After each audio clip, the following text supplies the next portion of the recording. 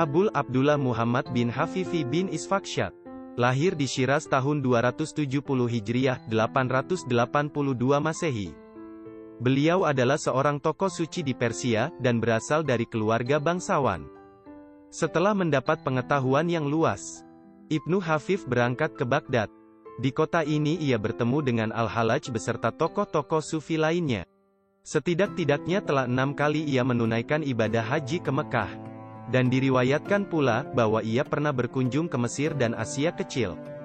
Ia telah menulis beberapa buah buku. Dan meninggal dunia dalam usia lanjut, di kota kelahirannya pada tahun 371 Hijriah, 982 Masehi. Ibnu Hafif dari Far berasal dari keluarga bangsawan. Ia dijuluki demikian, karena ia memikul beban yang ringan, memiliki jiwa yang lapang, dan akan menghadapi masa perhitungan yang mudah. Setiap malam ia memakan tidak lebih dari 7 buah kismis sebagai pembuka puasanya. Pada suatu malam, pelayannya menyajikan 8 buah kismis kepadanya. Ibnu Hafif tidak menyadari hal ini dan menghabiskannya. Tetapi karena tidak mendapatkan kepuasan di dalam ibadahnya kepada Allah, dan tidak seperti yang dialaminya setiap malam, maka dipanggilnyalah si pelayan untuk meminta keterangannya. "Aku telah memberikan 8 buah kismis kepadamu," si pelayan mengaku. "Mengapa?" tanya Ibnu Hafif. "Kulihat engkau sangat lemah dan aku merasa kasihan." Jawab si pelayan, "Aku ingin agar engkau memperoleh kekuatan. Dengan berbuat demikian engkau bukanlah sahabatku tetapi musuhku." Hardik Ibnu Hafif. "Jika engkau memang bersahabat denganku, niscaya engkau akan memberikan 6 buah kismis kepadaku, bukan 8 buah." Pelayan itu dipecatnya dan digantinya dengan yang baru. Ibnu Hafif mengisahkan seperti berikut ini. "Ketika masih muda, aku ingin sekali pergi ke Tanah Suci untuk menunaikan ibadah haji. Ketika aku sampai ke kota Baghdad, kepalaku penuh dengan kecongkakan sehingga aku tidak mau menemui Junaid. Aku meneruskan perjalanan dengan membawa seutas tali dan sebuah timba. Ketika telah berada jauh di tengah padang pasir, aku merasa sangat dahaga. Dari jauh, terlihatlah olehku sebuah telaga dan seekor rusa yang sedang minum. Begitu aku sampai di tepi telaga itu, ternyata airnya telah habis terserap bumi. Ya Allah, seruku, apakah Abdullah lebih hina dari seekor rusa? Rusa itu tidak membawa tali dan timba. Ku dengar sebuah jawaban. Ia berpasrah diri kepada kami. Dengan hati gembira tali dan timba itu kubuang, kemudian kulanjutkan perjalananku. Abdullah, ku dengar sebuah panggilan. Kami hanya mengujimu. Ternyata engkau tabah, oleh karena itu kembalilah dan minumlah air telaga itu. Aku pun balik dan kudapati air telaga itu telah penuh kembali. Aku bersuci dan meminum air telaga tersebut. Setelah itu, aku berangkat, dan di sepanjang perjalanan ke Madinah, aku tidak pernah membutuhkan air, karena telah bersuci di telaga tadi. Pada hari Jumat, ketika aku berada kembali di Baghdad, aku pergi ke masjid. Junaid melihatku dan berkata kepadaku, "Seandainya dulu engkau benar-benar bersabar, niscaya air akan menyembur dari bawah kakimu." Ibnu Hafif meriwayatkan, "Ketika aku masih remaja, seorang guru sufi datang mengunjungiku. Setelah melihat betapa aku sangat lapar, ia mengajakku ke rumahnya. Ketika sampai, ternyata di dapur sedang dimasak daging dan baunya memenuhi seluruh ruangan. Aku merasa mual dan tidak sanggup memakannya. Sang guru sufi, yang melihat keenggananku itu, menjadi sangat malu. Aku sendiri pun menjadi sangat bingung, lalu aku tinggalkan santapan itu. Kemudian aku dan beberapa orang sahabat melanjutkan perjalanan. Di Qadisiyah kami tersesat, sedang bekal kami telah habis. Beberapa hari kami masih dapat bertahan, tetapi akhirnya tiada berdaya. Penderitaan kami sedemikian beratnya, sehingga kami membeli seekor anjing dengan harga yang mahal. Kemudian kami memanggang anjing itu. Sebagai bagianku, kuterimalah sekerat. Ketika aku hendak memakannya, teringatlah aku peristiwa di rumah guru sufi, dan makanan yang disuguhkannya kepadaku. Inilah hukumanku, karena telah membuat malu sang guru sufi. Kataku di dalam hati, aku memohon ampun kepada Allah, dan Allah menunjukkan jalan kepada kami. Ketika sampai di rumah, aku pergi meminta maaf kepada si guru sufi.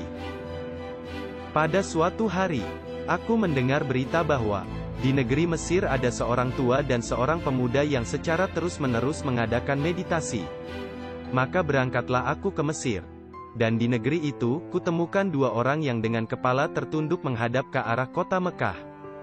Tetapi setelah 3 kali kuucapkan salam, mereka tetap bungkam. Demi Allah, jawablah salamku. Aku berseru kepada mereka, Ibnu Hafif.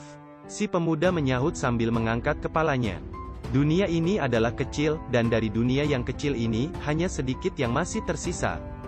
Dari sisa yang sedikit ini, ambillah bagianmu yang sebesar-besarnya. Engkau telah membuang banyak waktu dengan mengucapkan salam kepada kami. Setelah berkata demikian, si pemuda menundukkan kepalanya kembali.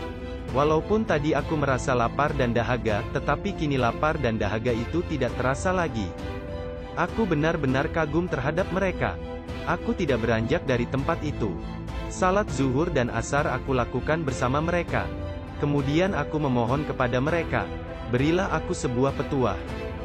Ibnu Hafif, jawab si pemuda. Kami berdua adalah manusia-manusia yang berduka. Kami tidak mempunyai lidah untuk memberikan nasihat. Orang lainlah yang harus memberikan nasihat kepada orang-orang yang berduka. Aku terus bertahan di tempat itu selama 3 hari 3 malam. Dan selama itu pula, aku tidak makan dan tidak tidur. Apakah yang harus kukatakan agar mereka mau memberikan petuah kepadaku, kataku dalam hati. Si pemuda mengangkat kepalanya dan berkata, temuilah seseorang, yang apabila memandangnya engkau teringat kepada Allah. Dan karena terpesona kepadanya, hatimu akan terjaga, yaitu seorang yang akan memberi nasihat melalui perbuatan, bukan melalui kata-kata. Setahun lamanya aku berdiam di Bizantium. Pada suatu hari, aku berjalan-jalan ke padang pasir. Di sana, kulihat orang banyak sedang menggotong mayat seorang rahib yang kurus kering. Kemudian mereka membakarnya, dan abunya itu mereka sapukan ke mata orang-orang yang buta. Sungguh ajaib, karena kekuasaan Allah, orang-orang buta itu dapat melihat kembali. Kemudian orang-orang yang menderita penyakit menelan abu itu pula, dan sesaat itu juga, mereka menjadi sehat kembali. Aku terheran-heran. Bagaimanakah itu mungkin terjadi, karena mereka sesungguhnya menganut agama yang salah. Pada malam itu aku bermimpi bertemu dengan Nabi. Ya Rasulullah, apakah yang sedang engkau lakukan? Tanyaku. Aku telah datang demi engkau, jawab Nabi. Ya Rasulullah, bagaimanakah keajaiban tadi bisa terjadi? Tanyaku. Itulah hasil kesungguhan hati dan disiplin diri di dalam kesesatan, jawab Nabi. Coba bayangkan, apabila hal itu dilakukan di dalam kebenaran. Pada suatu malam, Ibnu Hafif memanggil pelayannya. Carikanlah seorang wanita untukku, katanya kepada si pelayan. Kemanakah hendak ku cari seorang wanita tengah malam seperti ini, jawab si pelayan. Tetapi aku mempunyai seorang puteri, jika Tuan mengizinkan aku akan pergi menjemputnya. Pergilah dan bawa puterimu itu kemari, kata Ibnu Hafif. Si pelayan membawa puterinya, dan di saat itu juga Ibnu Hafif menikahinya. 7 bulan kemudian lahirlah seorang bayi, tetapi tidak lama kemudian bayi itu mati. Suruhlah puterimu itu meminta cerai dariku, kata Ibnu Hafif kepada pelayannya. Atau kalau dia suka, dia boleh tetap tinggal bersamaku. Tuan, apakah rahasia di balik semua ini? Si pelayan bertanya. Di malam pernikahan itu, Ibnu Hafif menjelaskan. Aku bermimpi hari berbangkit telah tiba. Banyak orang yang berdiri kebingungan, sedang keringat melimpah sampai ke leher mereka. Tiba-tiba muncul seorang anak meraih tangan ayah bundanya. Dan cepat bagaikan angin, dibimbingnya mereka melalui jembatan di antara surga dan neraka.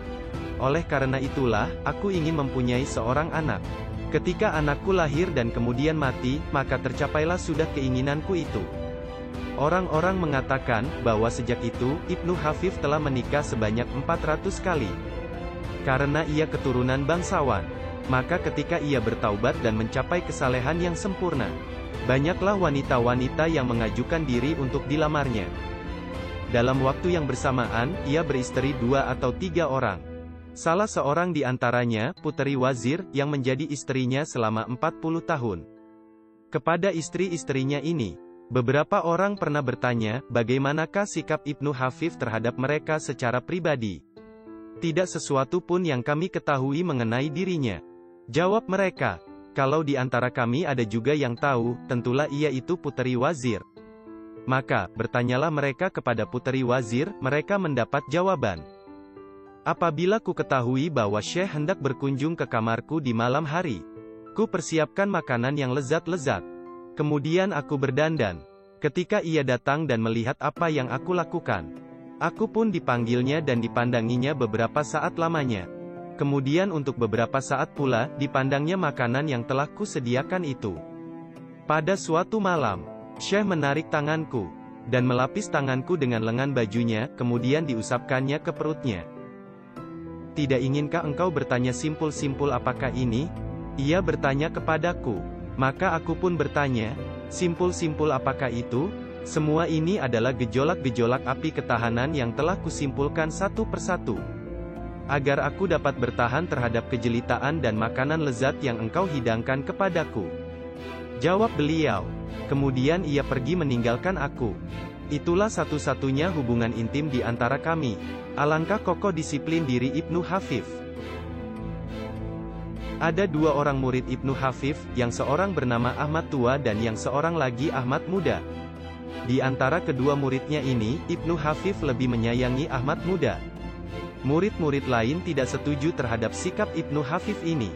Mereka berdalih, bukankah Ahmad Tua telah menjalankan lebih banyak perintah dan disiplin diri? Setelah mengetahui perihal ini, Ibnu Hafif ingin membuktikan kepada mereka, bahwa Ahmad Muda lebih unggul dari Ahmad Tua. Pada saat itu ada seekor unta yang sedang tidur di depan pintu. Ahmad Tua, Ibnu Hafif memanggil. Saya, sahut Ahmad Tua.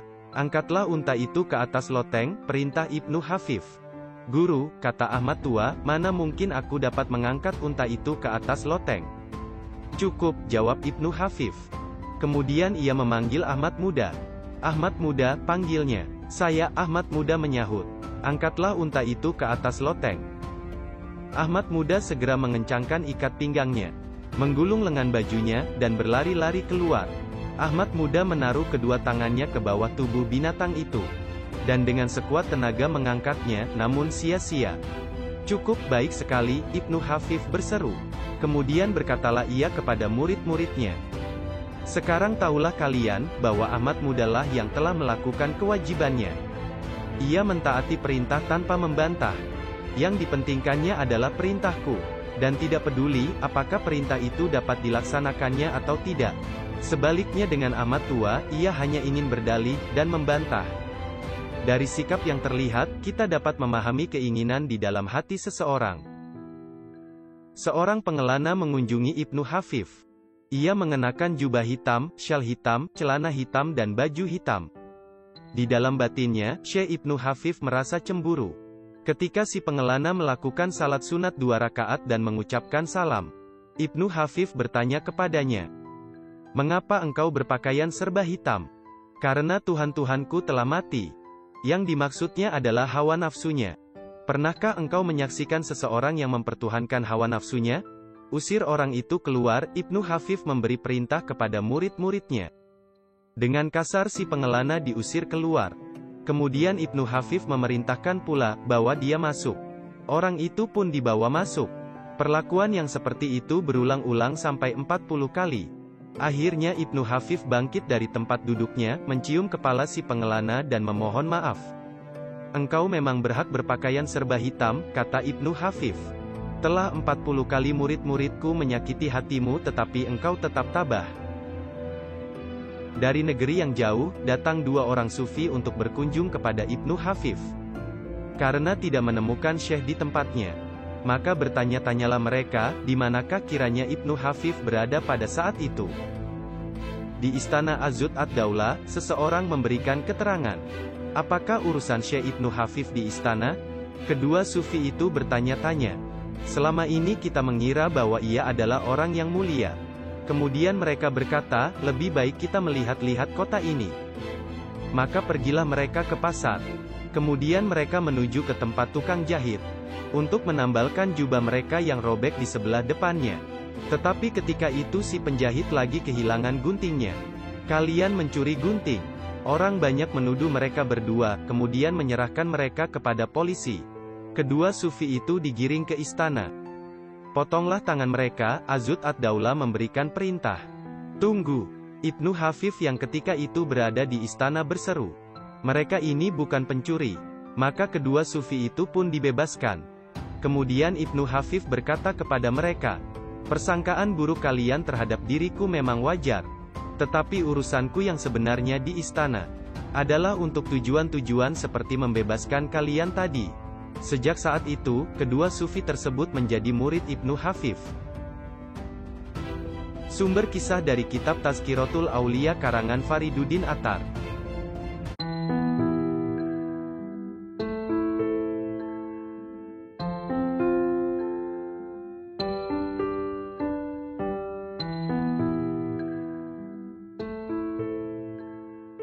Abu Ishaq Ibrahim Al-Hawwash dari Samara adalah seorang sahabat Al-Junaid.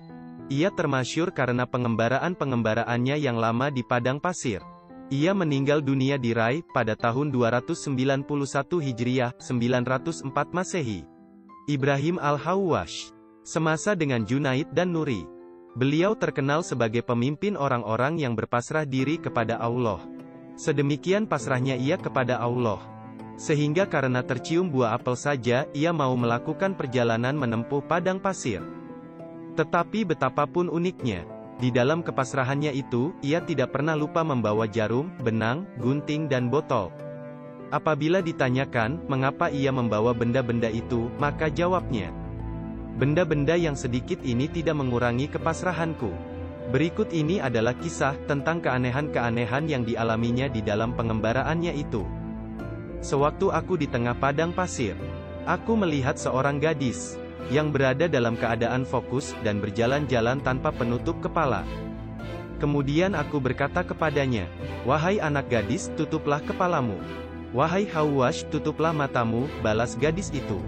Kemudian aku berkata lagi, "Aku sedang mencinta, dan seorang pencinta tidak akan menutup matanya. Sedang engkau hanya terpandang olehku secara tidak sengaja." Ia berkata, "Aku sedang mabuk dan seorang pemabuk tidak akan menutup kepalanya." Aku pun melanjutkan perkataanku padanya, "Di warung manakah engkau telah menjadi mabuk?" tanyaku. Ia berkata, "Berhati-hatilah Hawwash. Engkau telah menyakiti hatiku. Selain dari Allah, siapakah yang berada di dua tempat?" jelasnya. Lalu aku berkata lagi, "Anak gadis, apakah engkau ingin aku temani?" Ia menjawab, "Engkau masih bodoh Hawwash, aku bukanlah semacam perempuan yang mendambakan lelaki." Pada suatu ketika, sewaktu berada di tengah padang pasir, aku melihat Khidir dalam rupa seekor burung yang sedang terbang. Setelah mengetahui siapa sebenarnya burung itu, segera aku menundukkan kepalaku. Aku takut kepasrahanku kepada Allah akan berkurang. Seketika itu juga Khidir menghampiriku dan berkata, "Seandainya engkau terus memandangku, niscaya aku tidak akan turun menemuimu." Namun aku mengucapkan salam kepadanya karena aku takut kepasrahanku kepada Allah akan berkurang. Pada suatu hari, di tengah padang pasir, aku sampai ke sebuah pohon, di tepi sebuah mata air. Tiba-tiba seekor singa yang bertubuh besar muncul dan menghampiriku. Aku berserah diri kepada Allah. Setelah dekat, barulah aku tahu bahwa singa itu berjalan terpincang-pincang. Binatang itu merebahkan dirinya di hadapanku, dan mengerang kesakitan. Setelah kuamati, ternyata kakinya bengkak dan bernanah. Kuambil sepotong kayu, dan kutoreh bengkak di kakinya itu, sehingga semua nanah di dalamnya keluar. Kemudian dengan secari kain, kaki singa itu kubalut. Singa itu bangkit, dan pergi meninggalkan tempat itu. Tetapi, tidak berapa lama kemudian, singa itu datang lagi bersama anak-anaknya yang masih kecil. Sambil mengibas-ibaskan ekor, mereka mengelilingiku. Mereka membawa sepotong roti, yang kemudian mereka taruh di hadapanku. Pada suatu ketika, aku tersesat di padang pasir. Untuk beberapa lama, aku berjalan ke satu arah yang tetap, tetapi aku tidak menemukan jalan. Berhari-hari lamanya aku kehilangan arah seperti itu. Sehingga pada akhirnya, aku mendengar kokok ayam. Aku kegirangan, dan berjalan ke arah datangnya suara kokok ayam tersebut. Tetapi, yang kujumpai adalah, seseorang yang segera menyerang dan memukul tengkukku. Pukulan itu sangat menyakitkan. Ya Allah, aku berseru.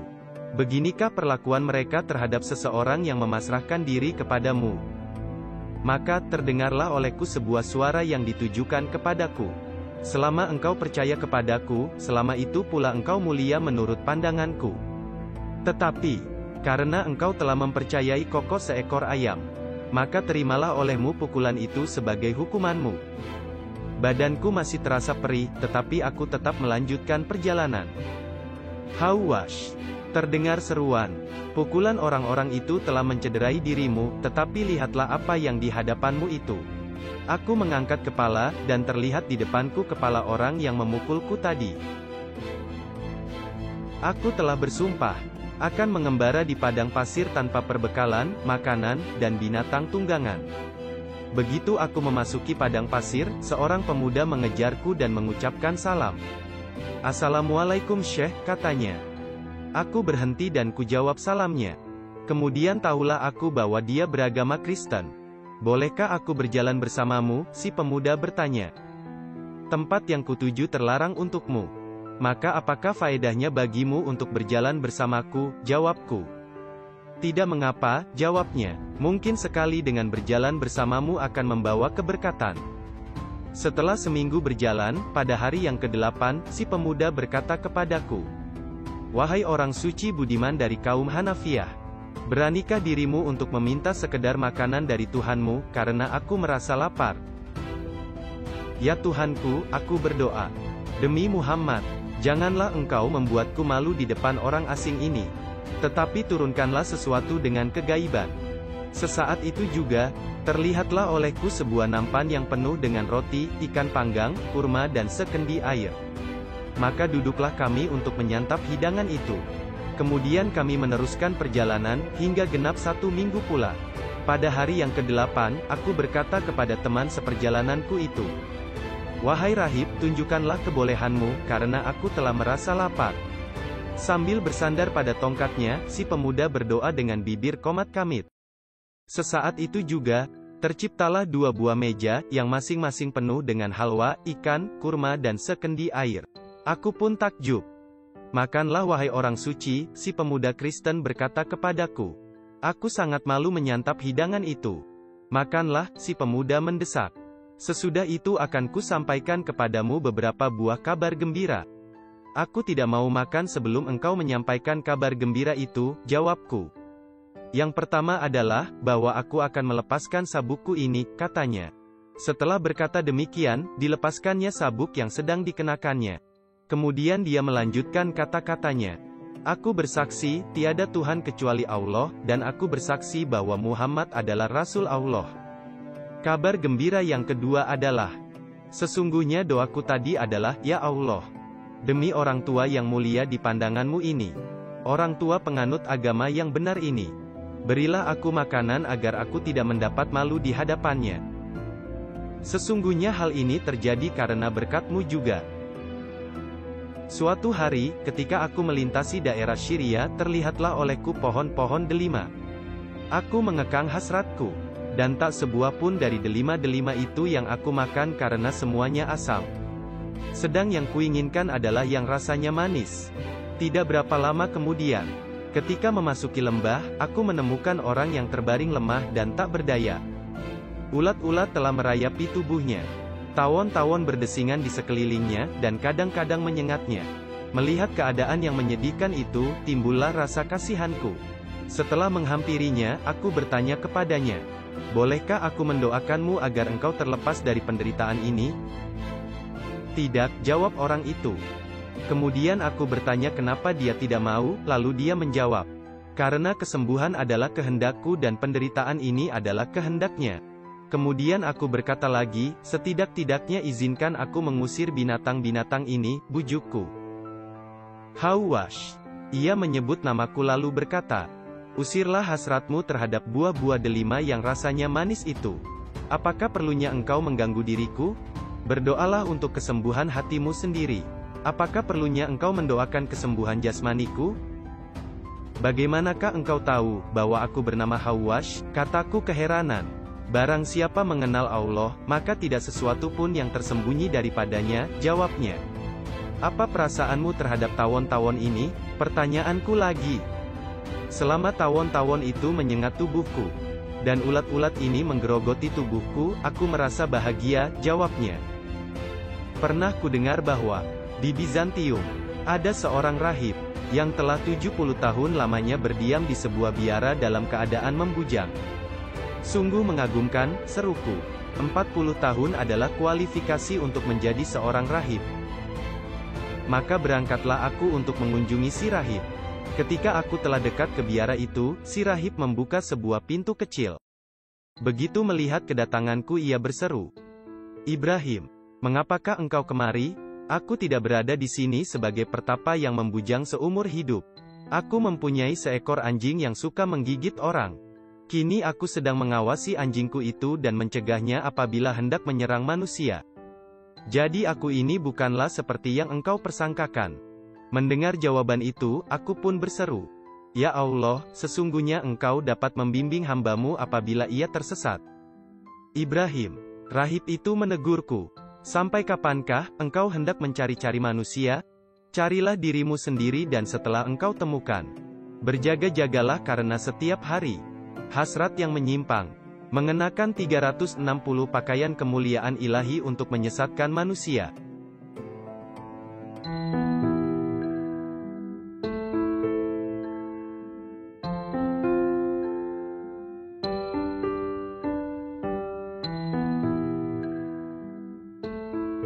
Syekh Abu Nasr As-Sarraj berkata, sesuai dengan berita yang telah sampai padaku, bahwa Abu Al-Husain Ahmad bin Muhammad An-Nun hidup di zaman Al-Muwafiq, di mana Gulam Al-Halil mengingkari, dan kemudian mengadukannya kepada Al-Muwafaq yang saat itu ia menjabat sebagai khalifah.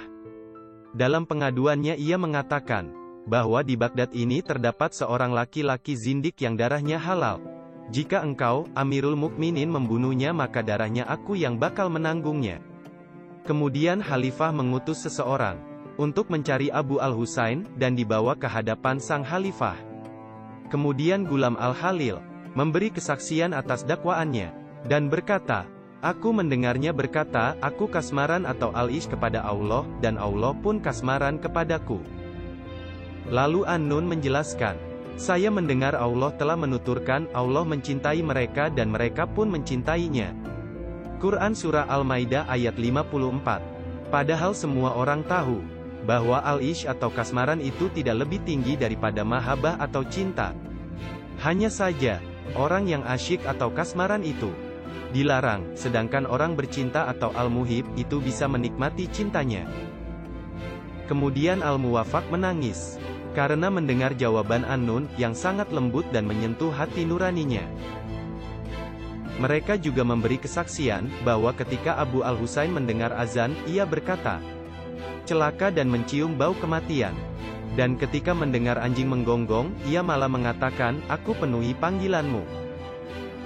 Apa yang didakwakan ini, dikatakan kepada An-Nun, maka ia mengatakan, "Adapun orang yang azan itu, aku sangat khawatir dan cemburu." Ia menyebut nama Allah, sementara hatinya lalai dengan azannya.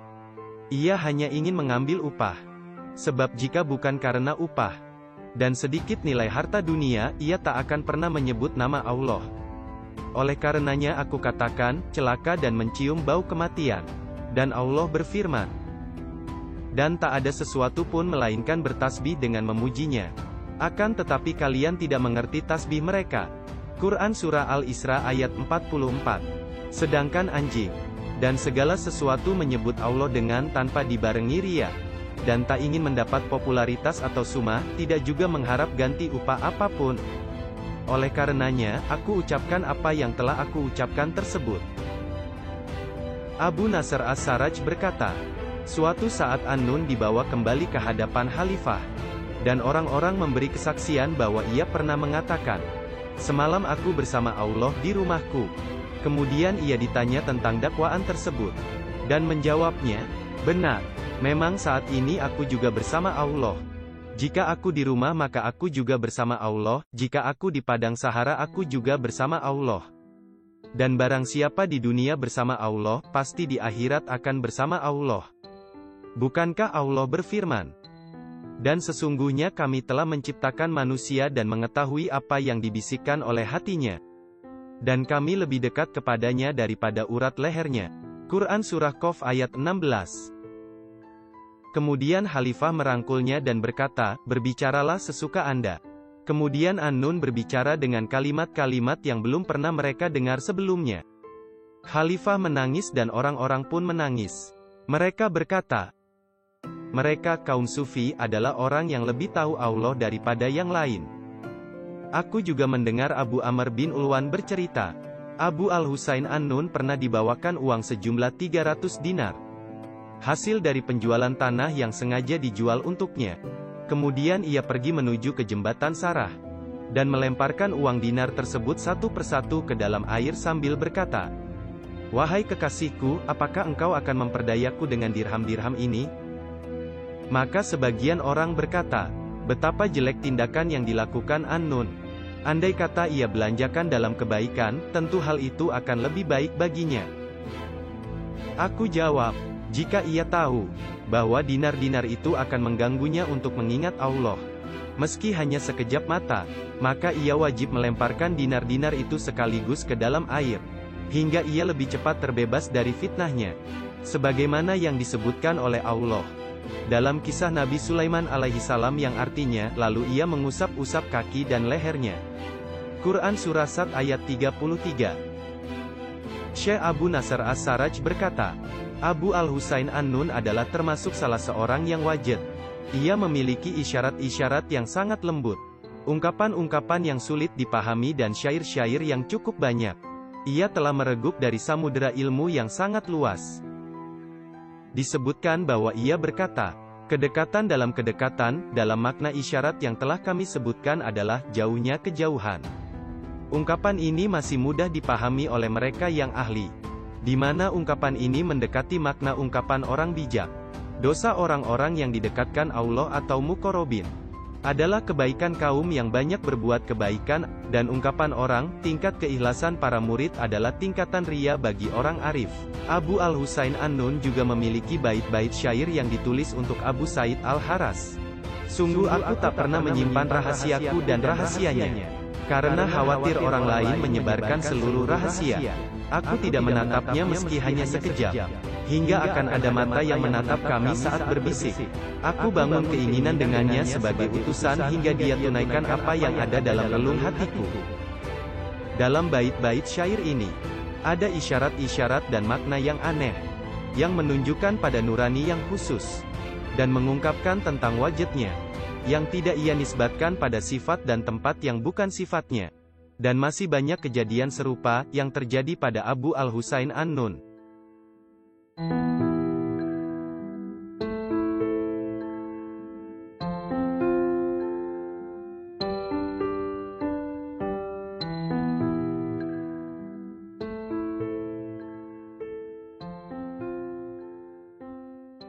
Ahmad bin Harb An-Nisaburi adalah seorang pertapa yang terkenal di Nishapur.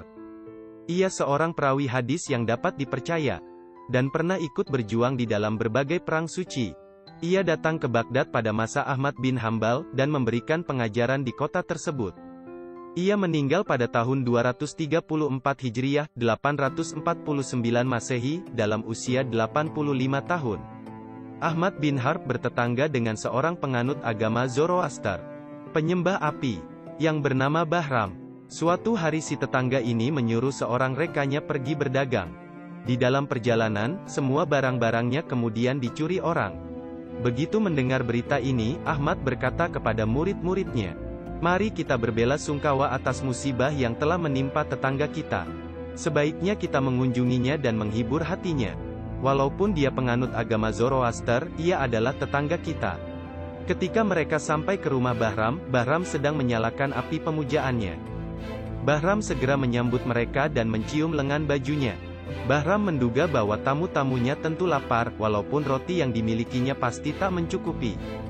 Janganlah merepotkan dirimu, tegur Ahmad bin Harb. Kami datang untuk menyatakan bahwa kami turut prihatin. Aku mendengar barang-barangmu dicuri orang. Memang benar, jawab Bahram. Tetapi mereka hanya mengambil separuh dari harta kekayaanku. Seandainya pun seluruh harta kekayaanku hilang, aku masih mempunyai agama, soal harta gampang dicari. Ahmad bin Harb senang sekali mendengar kata-kata Bahram itu. Ia pun berkata kepada murid-muridnya, "Catatlah kata-kata ini." Semerbak agama Islam membersit dari kata-kata Bahram. Kemudian ia bertanya kepada Bahram, "Tetapi mengapa engkau memuja api?" Bahram menjawab, "Alasan pertama adalah agar api tidak akan membakar tubuhku. Yang kedua adalah, karena di dunia telah kuberikan minyak sedemikian banyaknya kepada api, sehingga di akhirat nanti, ia tidak akan mengkhianati diriku, dan akan mengantarkanku kepada Tuhan. Engkau sangat keliru, api adalah lemah, tidak tahu apa-apa dan tidak dapat dipercayai. Semua perkiraan yang menjadi landasan pemikiranmu adalah salah. Apabila seorang anak kecil menyiramkan sedikit air kepada api itu, niscaya ia akan padam. Sesuatu yang selemah itu, dapatkah mengantarkan engkau kepada Yang Maha Kuat? Sesuatu yang tidak berdaya menghindarkan lontaran segumpal tanah, dapatkah mengantarkan engkau kepada Tuhan? Lagi pula sebagai bukti betapa kebodohan api itu, jika engkau menaburkan cendana dan minyak ke dalam api, niscaya keduanya akan dibakarnya, sedang ia tidak tahu yang manakah yang lebih baik di antara keduanya. Sampai saat ini, telah 70 tahun lamanya engkau menyembah api, sedang aku tidak pernah. Tapi jika kita berdua sama-sama memasukkan tangan kita ke dalam api, niscaya ia akan membakar tanganku dan tanganmu. Suatu bukti bahwa api tidak setia kepadamu." Kata-kata Ahmad bin Harb ini, menggoncangkan hati si penganut agama Zoroaster ini. Maka berkatalah ia kepada Ahmad bin Harb, "Akan kuajukan 4 buah pertanyaan kepadamu. Jika engkau dapat menjawab semuanya, akan kuterima agamamu itu. Mengapakah Allah menciptakan umat manusia? Setelah menciptakan umat manusia, mengapakah Dia memberikan makanan kepada mereka? Mengapakah Dia mematikan manusia? Dan setelah mematikan mereka, mengapakah Dia membangkitkan mereka kembali?" Allah menciptakan umat manusia agar mereka menjadi hamba-hambanya, jawab Ahmad bin Harb. Dia memberikan makanan kepada umat manusia agar mereka mengenalnya sebagai Yang Maha Memelihara. Dia mematikan umat manusia agar mereka tahu akan kemahakuasaannya. Kemudian Dia menghidupkan umat manusia kembali, agar mereka mengenalnya sebagai Yang Maha Kuasa dan Maha Tahu. Begitu Ahmad selesai dengan jawabannya, Bahram mengucapkan syahadat. "Aku bersaksi bahwa tiada Tuhan selain Allah, dan aku bersaksi bahwa Muhammad adalah Rasul Allah." Seketika itu juga, Ahmad bin Harb berseru nyaring dan jatuh pingsan. Tidak berapa lama kemudian ia sadar kembali, dan murid-muridnya bertanya, "Mengapakah engkau sampai jatuh pingsan seperti itu?" Ketika Bahram mengangkat tangannya dalam bersaksi itu, jawab Ahmad bin Harb, sebuah seruan dari dalam lubuk hatiku yang terdalam berkata, "Ahmad bin Harb, Bahram adalah penganut agama Zoroaster selama 70 tahun. Tetapi akhirnya ia memberikan kesaksiannya. Engkau telah beriman selama 70 tahun, tetapi akhirnya apakah yang hendak kau berikan?" Di Nishapur tinggallah 2 orang lelaki. Yang seorang adalah Ahmad bin Harb dan yang lainnya adalah Ahmad Saudagar. Ahmad bin Harb adalah seorang yang sedemikian khusyuknya dalam mengingat Allah, sehingga ketika tukang cukur hendak menggunting kumisnya ia masih saja menggerak-gerakkan bibirnya. "Janganlah bergerak-gerak sementara aku menggunting kumismu," si tukang cukur memperingatkan. "Jangan hiraukan diriku, lakukanlah urusanmu sendiri," jawab Ahmad bin Harb. Dan setiap kali dicukur, sebanyak itu pula bibirnya terluka. Suatu ketika Ahmad bin Harb menerima sepucuk surat. Telah lama ia hendak membalasnya tetapi tidak ada waktunya yang senggang. Pada suatu hari seorang muazin sedang azan. Ketika si muazin sampai kepada seruan, "Marilah," Ahmad bin Harb berkata kepada salah seorang sahabatnya, "Jawablah surat sahabatku ini. Katakan kepadanya, jangan mengirimiku surat lagi, karena aku tidak mempunyai waktu untuk membalasnya. Katakan kepadanya, sibukkanlah dirimu dengan Allah, cukup sekian." Lain halnya dengan Ahmad Saudagar, yang sedemikian khusyuknya dalam kecintaannya kepada kekayaan dunia, sehingga ketika pada suatu hari setelah menyuruh hamba perempuannya mempersiapkan makanan, dan setelah si hamba melaksanakan perintahnya itu, ia masih terus juga menghitung-hitung hingga malam tiba dan tertidur. Ketika keesokan paginya ia terbangun, ia memanggil hamba perempuannya itu, dan menegur. Kemarin engkau tidak mempersiapkan makanan untukku. Telah kupersiapkan, tetapi Tuan sedemikian asyik dengan perhitungan-perhitungan. Untuk kedua kalinya, si hamba memasak makanan, dan menyajikan makanan itu di depan tuannya. Tetapi sekali lagi tuannya tidak sempat mencicipi santapan itu. Untuk ketiga kalinya si hamba mempersiapkan makanan. Tetapi tuannya masih tidak mempunyai kesempatan untuk menikmatinya. Si hamba masuk dan menemukan tuannya sedang tertidur nyenyak. Maka makanan itu diusapkannya ke bibir tuannya. Ketika terbangun dari tidurnya, saudagar Ahmad berseru kepada pelayannya itu, "Bawalah air pembasuh tangan." Ia mengira bahwa makanan itu telah dimakannya. Ahmad bin Harb mempunyai seorang putera yang masih kecil. Putera ini diajarnya untuk percaya kepada Allah. Setiap kali engkau menginginkan makanan atau apa saja, Ahmad bin Harb berkata kepada puteranya itu, "Pergilah ke jendela itu dan katakanlah, 'Ya Allah, aku minta.'" Setiap kali puteranya pergi ke jendela itu, kedua orang tuanya segera mempersiapkan segala sesuatu yang diinginkannya. Pada suatu ketika kedua orang tuanya tidak ada di rumah, si anak merasa lapar. Seperti yang biasa dilakukannya, ia pun pergi ke jendela itu dan berkata, "Ya Allah, aku minta roti." Seketika itu juga diterimanyalah roti itu. Ketika kedua orang tuanya pulang, mereka menemukan si anak sedang duduk memakan roti. "Dari manakah engkau memperoleh roti ini?" mereka bertanya. "Dari Dia yang telah memberikan roti kepadaku setiap hari," jawabnya. Kedua orang tua itu pun sadar bahwa putera mereka telah mantap di atas jalan kesalehan. Kisah putra Ahmad bin Harb tersebut setidaknya mirip dengan pengalaman Maryam. Ketika ia berada di mihrabnya seorang diri, sebab pintu dikunci dari luar oleh ayah angkatnya, Nabi Zakaria alaihi salam. Maryam mengadu dan memohon kepada Allah. Karena kemurahan Allah, Maryam pun mendapat makanan dari sisinya. Nabi Zakaria yang membuka pintu dari luar, sedikit terkejut begitu melihat ke mihrab Maryam terdapat makanan. "Dari mana makanan ini?" tanya Nabi Zakaria. "Makanan ini dari sisinya," jawab Maryam. Saat itu, Nabi Zakaria yakin terhadap kesalehan putri angkatnya. Wajar jika akhirnya Maryam tergolong sebagai 4 wanita mulia bersama Khadijah, Fatimah binti Rasulullah, dan Aisyah istri Firaun. Kisah ini diambil dari kitab Tazkiratul Auliyah karya Fariduddin Attar.